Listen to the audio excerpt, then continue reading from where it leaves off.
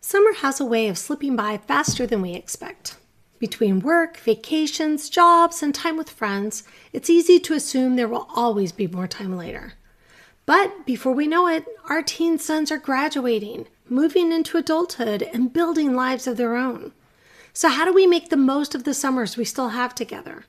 In this episode, we're talking about creating family memories, strengthening relationships with our teen boys, and finding simple ways to spend meaningful time together without overscheduling the entire summer. If you've ever wondered how to stay connected with your son during the teen years while also giving him the independence he needs, this episode is for you. Welcome to Raising Boys with Purpose, a Christian parenting podcast for moms raising teens and young adult sons. I'm Brooke, a boy mom and parenting coach, and here we talk about raising sons, building character, and preparing our boys for adulthood with confidence and faith. For more encouragement and conversation throughout the week, come join our Raising Boys with Purpose Facebook group. The link will be in the description. Does your teen have his whole summer planned out? Maybe he has a job or is attending a few camps. And don't forget the time with friends. If we want to get on the schedule, we better make plans now. Summer is a time of opportunity. Even though it can feel a little chaotic because our normal routines are out the window, it also gives us something special. A chance to slow down, spend time together, and build family memories. Before we know it, summer will be over. Another school year will begin, and our sons will be one step closer to adulthood. So let's talk about making the most of the season while we still have it.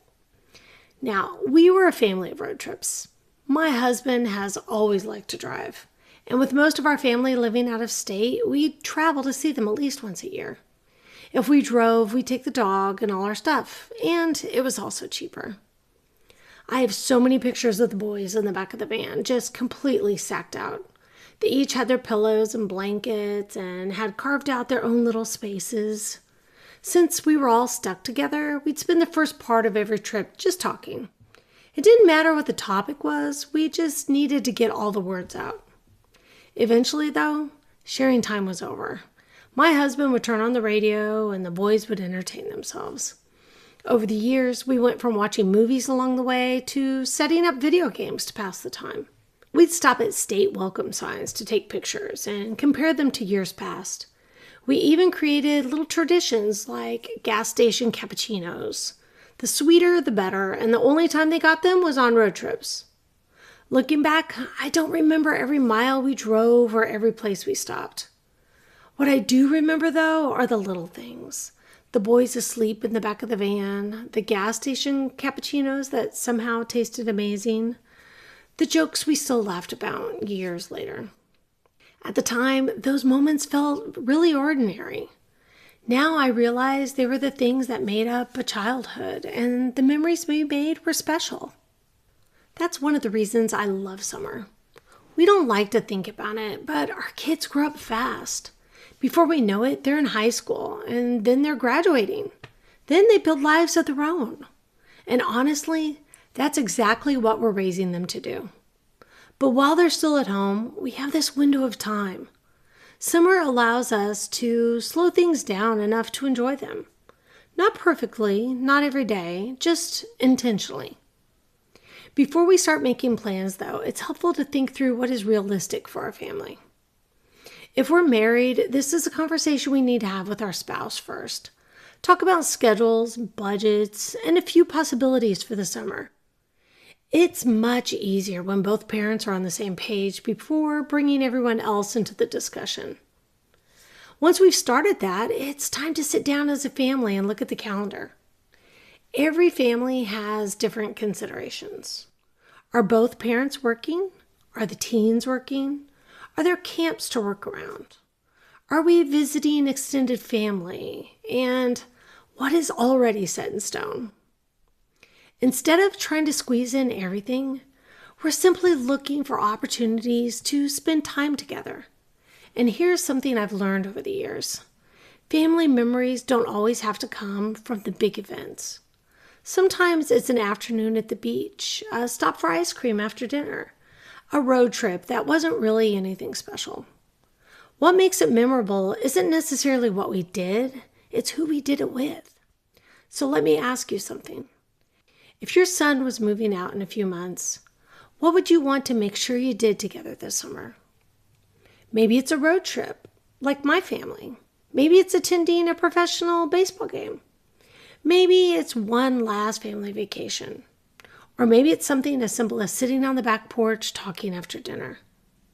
Whatever comes to mind, that's probably worth paying attention to. Now this summer, we also need to leave room for free time. Our children need to spend time with their friends, and that's healthy. Plans need flexibility. If our teens have jobs, they may need to request time off. They may even need a little coaching on how to talk to their boss about it. What's important is making sure everyone's schedule and needs are considered so no one feels left out. So, once we have a rough idea of everyone's commitments, we can start thinking about how much time we can spend on family activities. Maybe it's a week-long vacation. Maybe it's a weekend away. Maybe it's a few day trips scattered throughout the summer. Or maybe it's a combination. Unfortunately, with busy lives, not everyone may be able to attend every activity. We need to be realistic while also being mindful of the family members who may feel disappointed if they miss out. Because of my husband's work schedule, he wasn't always able to go with us when we visited my family. But he did use that time to watch a lot of movies. Now, here comes the fun part. Everyone gets the opportunity to share ideas. Depending on age, some suggestions will be more realistic than others. But everyone deserves the chance to participate. Let them dream a little. No idea is bad. Sometimes the most interesting conversations happen when everyone starts throwing out possibilities. Now, once we've had some fun with it, we can look back at the budget and decide what makes sense. This can actually be a great learning opportunity for our kids. Every activity costs something, whether it's money, time, or both. We can also check out any free activities in the area and decide what experiences matter most to our family. There may be some disappointments because we can't do everything, but that's part of life. Learning how to prioritize and make choices is a valuable skill.